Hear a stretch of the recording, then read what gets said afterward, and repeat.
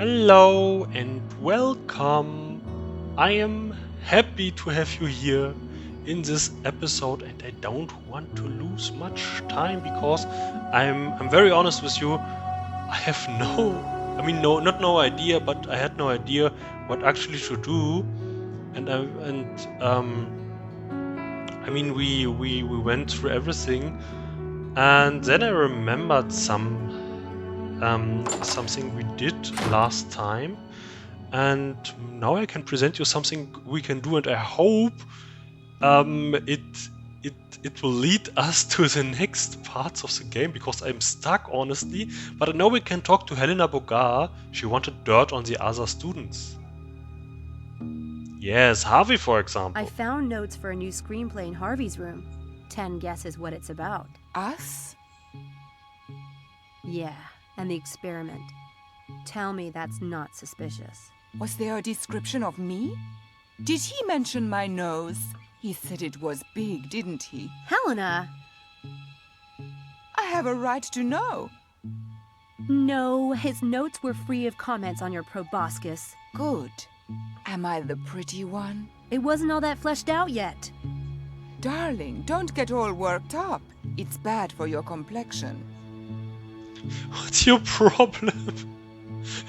Proboscis fleshed out. Great choice of words, Sam. Great. What's wrong with you? Okay. What's about Charles? You went to him, we know that. I found this in Charles's room. Oh my God! This is priceless! It doesn't look anything like him. And the date on the back is just 1 year ago. I think Charles is an imposter. Please! I recognize the mole on his neck. Lovely mole. Of course, it was a bit less lovely at the time. No one can change that much in a year. Maybe it's a younger brother. If Charles had a record, he wouldn't want to register under his own name. One word, hormones. This is definitely Charles. And if he looked like this a year ago, then he probably really is a virgin. God, I feel faint. Can I keep this? No, I might need it as evidence. Evidence of what? Ugly duckling syndrome? What a twist. Whoever wrote it had a lot of fun. What the hell? Okay, yeah, fine, whatever. Okay, that's what we had here. Now we can went off to Dreadhill House. We still have something to do in St. Edmund Hall, but let's head to Dreadhill House and report back to our boss, who wants to use us as a snitch when I'm correct. Yeah, in that scary basement. Cellar, I'm sorry, cellar. I recently saw that drop a job offering as a wine cellar assistant in Cambridge. Great, so back to our boss. Dr. Stiles? Yes? Oh, now he's looking at us. I investigated the incidents at the track and pool. And? Both were obviously staged. There was a whirlwind at the track that was probably created by a helicopter. That got rid of the maintenance guy. Then they painted the track. As for the pool, what the witness saw was the shape or bubble in the pool, and then the water changed color. It would have been easy to rig up a hose to blow air into the pool for a spooky effect as a misdirect, then drop in the dye. Did anyone see or hear a helicopter? No, but there was only one witness, and he had headphones on. Headphones? And did they find dye in the pool? No, but all they cared about was cleaning the pool. I don't think anyone even checked. There wasn't any trace of dye around the edges of the pool or in the filters, but it was probably water-soluble. And why would someone rent a helicopter and gallons of dye and time these incidents with my experiments, which, I might add, almost no one knows about? I don't know. No, you wouldn't, would you? Because it's all bollocks. I hope your rationalist bias can be put aside, Samantha, because when I ask you to be my eyes and ears, I expect the facts, not your half-baked opinions. If you can't give me that, you're worse than useless. At least I'm willing to go out there. From what I've seen, your eyes and ears work just fine, mister. What are you, 23, 25?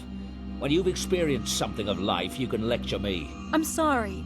Look, I know what it's like when people... I want your report on the events by tonight, and this time, I want the facts. That is all. Ooh, what an asshole! I mean, I mean, we used him too, but what the hell, man? Okay, now we did everything in Dreadhill House, and now we go to St. Edmund Hall. Maybe we can find the next oh damn, riddle, step, damn it.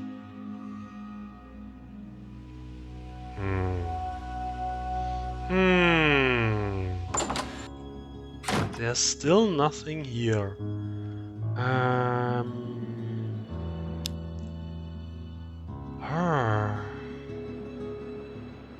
Do we have to do something in the gymnasium?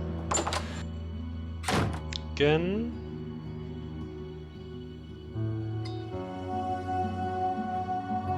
No? No? The gym closes at 11. I'll get here before then and hide. When they lock up, I'll be inside. Huh? Lights, oh. Those lights are controlled by the switch plate near the door. Okay. Those lights are controlled... Okay. Yeah. I guess there's nothing new here except the lights. That's everything. If anyone enters this room tonight, the flash powder traps will alert me. I'll turn on the lights and catch him red-handed. Yeah, we had that already.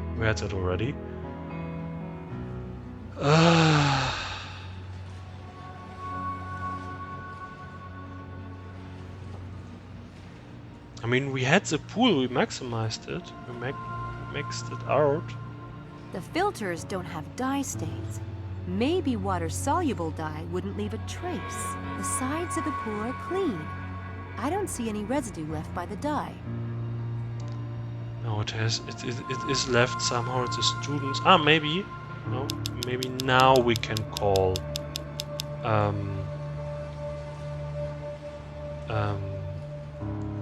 Charles' mom, which we didn't try yet. No reason to call there at the moment. Nope. It was one of the things I tried off screen because I'm stuck. Damn it, what to do?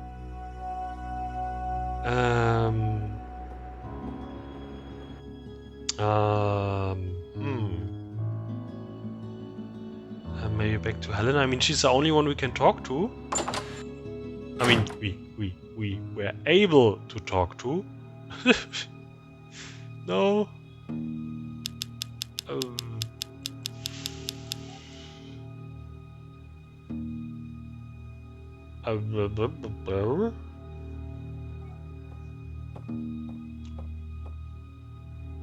I need a camera for tonight, but I don't want to just take it. Helena would probably let me borrow it if I asked. Nah, we need a camera and we have to ask her, and I didn't see the camera because I don't know why. Maybe because she was standing there and I didn't realize the camera was there, or was clicking on the computer on the laptop. Yeah. Oh.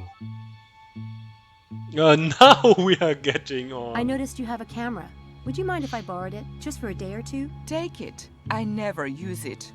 What's the fun of photographs if you're behind the camera and can't be in them? Thanks.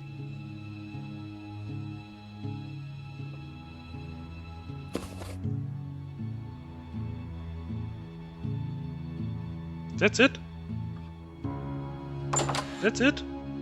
Please tell me that's it. Oh, okay. Okay, what happens next? I mean, we have a camera now. We got a little bit, a few more percent. What happens next? Please tell me, game, please. Are we now?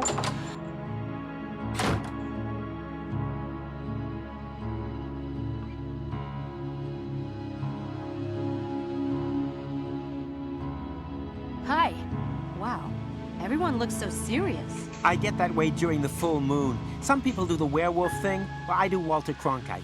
Well, it feels momentous, doesn't it? We're agreed, right? We're going to vote. And we'll all either stay in the experiment or quit. Whatever the group vote decides. One for all and all for one. How do we do it? Should we just raise hands? Silent ballot? Do we need that? Does anyone care? Yes, it gets on. And we're tricking them. What? We are rigging a vote. Are you seriously?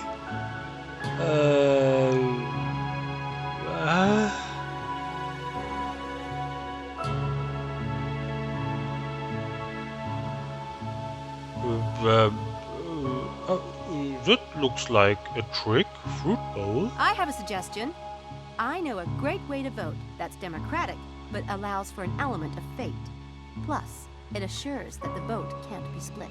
Do tell. I'll write down everyone's vote and we'll put them in a hat. Charles, can we borrow yours? We'll draw one ballot from the hat, and that will be the final decision. Interesting.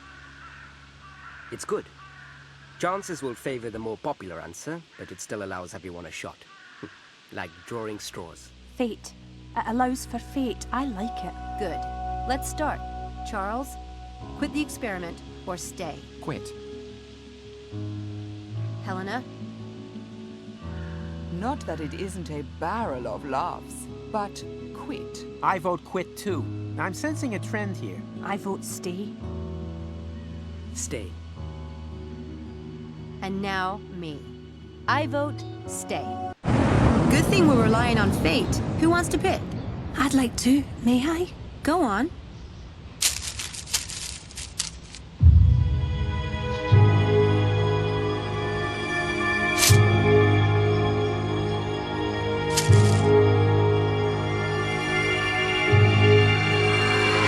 Stay.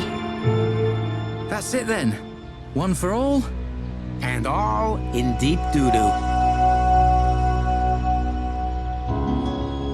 See you tonight. Bye, Sam. See you. See ya. Bye, Sam.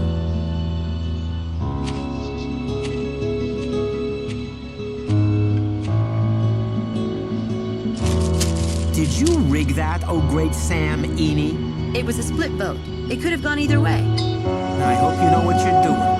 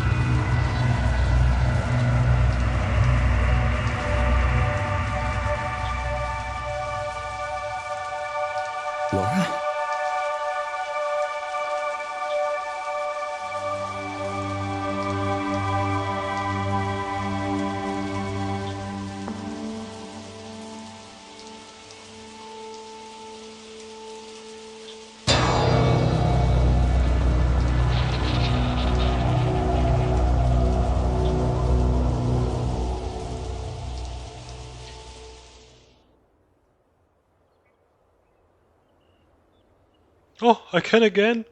Ho! Ho ho ho! Ho ho ho ho! I mean, now I realize why he's really thinking about paranormal activities. I wanted to say, what a stupid, idiotic idea Sam had last chapter. Okay, now we are playing Dr. Styles again, beginning with what the hell again. And I would like to look something up. I have to look here in his closet because we saw Laura with a Laura's dress. Could Laura herself have taken it? Now I really am going mad. maybe Mrs. Dalton. Laura's white dress is missing. Point, it is missing. Uh, uh, maybe we see her in the tower. Oh, but that would be a jump scare. Nope, but that would be a jump scare. So, what do we have to do today? A day in the rowboat. Science in mind. What happened the day before the experiment? Okay. So, now we stay at Rachel House. Okay, fine. This must be, before the experiment.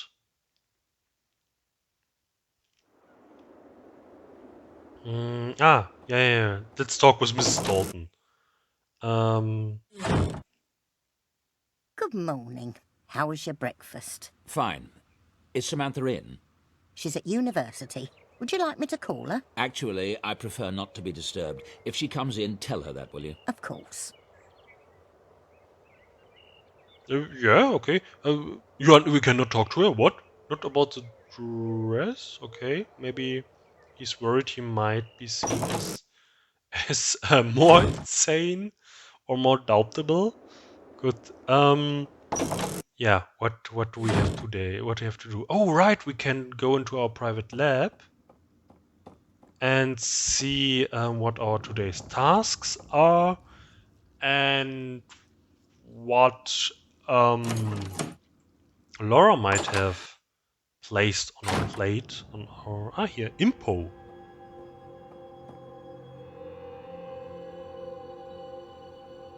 What is it, Laura? Keep going, darling. Give me a few more letters. Impo, okay. I'm not sure what Laura's trying to say, if that is indeed Laura. Maybe someone else, yeah, good call. Or whatever the device does. I just see that picture here with the glimmer. I'm not sure what Laura...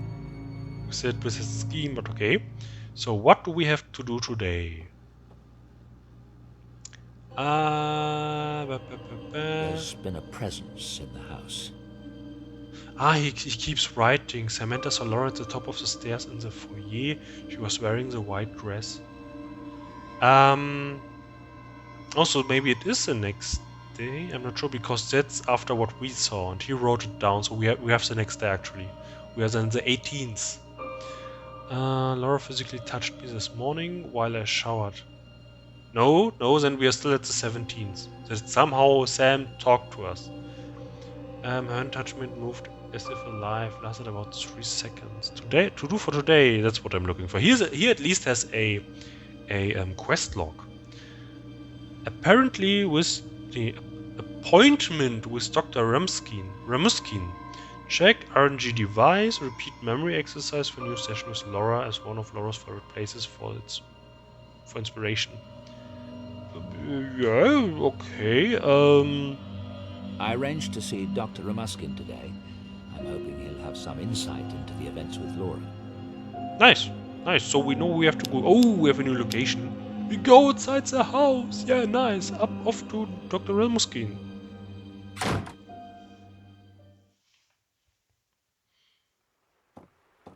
Dr. Styles, it's very good to meet you. Sorry to disturb you. It's an honor.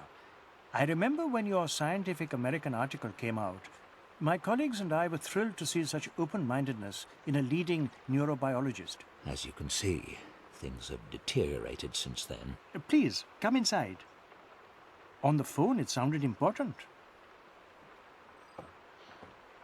What a nice home.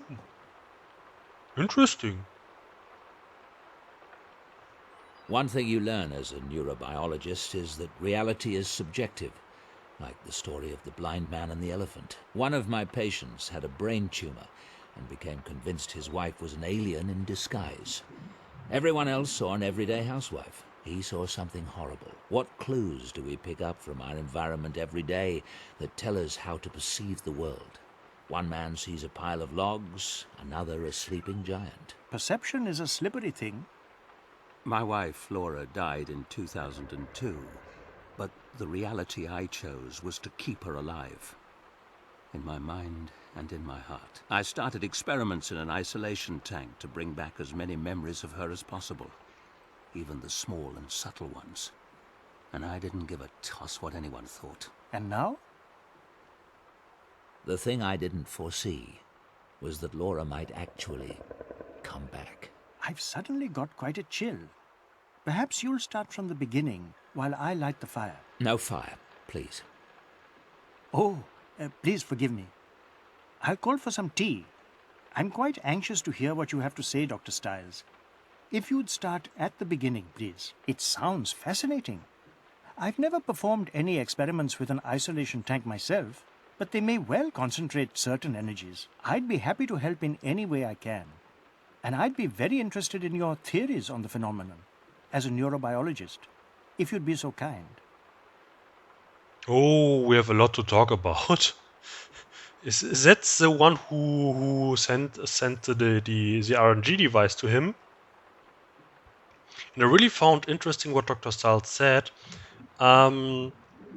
With the story of the blind man and the elephant, he just briefly mentioned it. That's exactly what he meant with, as a neurobiologist, you learn that reality is very subjective. That literally means you have several. The story with the blind man and the elephant is you have several blind men who touch an elephant, and they touch different parts of the elephant. The one touches the trunk, the other the foot, the other tail, the other the tusk. Here we have an elephant, so I can show you theoretically. The other one the side, and so they all have an idea of what an elephant is, but from very different perspectives. And that's what he was mentioning.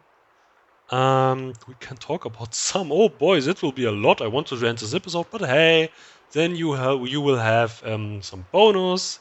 Please, it's on me. In cases that you're familiar with of hauntings, is it typical for the deceased to obsess over their deaths? I'd say so, particularly if it was violent. Laura keeps communicating about the accident, but I'm not sure if there's really something there or if she's just fixated on that moment out of shock. I know you'll leave no stone unturned finding out.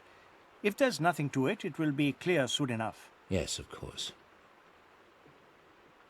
Oh well, that was brief. Okay, what was similar hauntings? Have you heard of any similar hauntings, for lack of a better word? Some of the elements, such as the way Laura communicated with you in the tank and the RNG message. These sound like classic communiques from the spirit world. But other things you've described, the moved nightgown, the form under the sheets, and most particularly the events at the university, those sound like PK activity, telekinesis, objects being moved with the power of the mind. Are you positive all these manifestations are Laura? Of course. One paranormal source is remarkable enough, much less two different ones. Don't you agree? You have a point. Okay, maybe tell me more. Studies done with dying and comatose patients have provided some interesting clues about consciousness. There are authenticated cases of the mind projecting itself from the body, witnessing things that occurred far away. If the mind can project itself from the body, then it's possible for consciousness to survive physical death. Do you have a scientific explanation for how that might work? Quantum theory suggests that three-dimensional space and time are essentially created by the brain in order to organize the masses of data that make up reality. The brain operates like a translation device. in the same way that a television set organizes bits of electronic data into an image. If the human brain creates space and time, then theoretically the brain could project the mind into the past or future, making itself essentially immortal. That's astonishing. I hope you intend to publish on this theory. I'm still conducting my research. Uh-huh. Okay. Okay. Is there any connection between psi activity and heat or fire? Yes. Telekinesis in particular is very elemental. There's a classic poltergeist case that involved a young girl in the American heartland. The manifestations in her household all revolved around water. Water running down the walls of the house, seeping out of the wallpaper and welling up from the floors. Another classic telekinesis phenomenon is raining stones. And I recall reading about a shaman in East Africa who could make his victims burst into flames. It would all suggest that telekinetic powers are drawn from the earth. But I'm not aware of any studies done on the subject. Yeah, shamanism, it sounds like it. Can you tell me more about the East African shaman? I'll tell you what I remember. It's a well-documented case from the early 1900s, researched by a member of the Society for Psychical Research. He was traveling in Africa when he ran across this shaman. He put the man through a variety of tests and reached the conclusion that the shaman was projecting electricity at strong enough levels to literally start fires, predictably and reliably. This notion seemed confirmed by the odd fact that when the shaman was wet, his fire-starting ability didn't work. Of course, in those days, experiments in electricity were all the rage, so you have to take that into consideration. Still, he made a compelling case. And maybe a made-up case? I mean, I don't know, that feels weird. I'm wondering if the events on campus aren't some kind of psychic residue from Laura's attempts to come through. If she's generating energy, it might get channeled in unpredictable ways. I can't say, of course. But the energy involved in the campus events is so unusually powerful. It's unlike any spiritual communication I've ever heard of. But you said yourself you've never dealt with a case that involved an isolation tank. True. I'm quite curious to see where this is all heading, Dr. Stiles.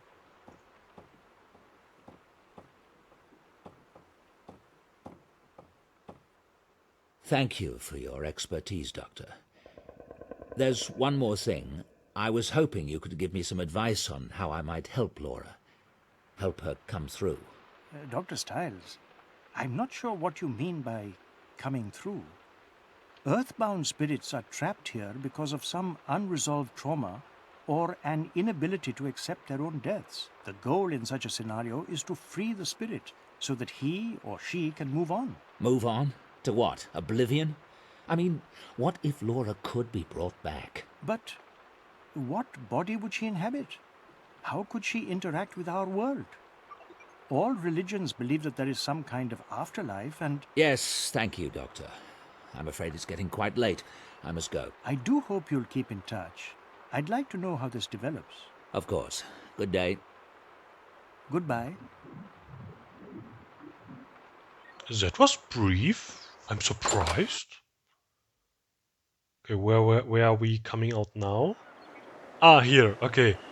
And that's where I want to take my chance to end this episode. Thank you very much for watching and listening. See you soon, definitely.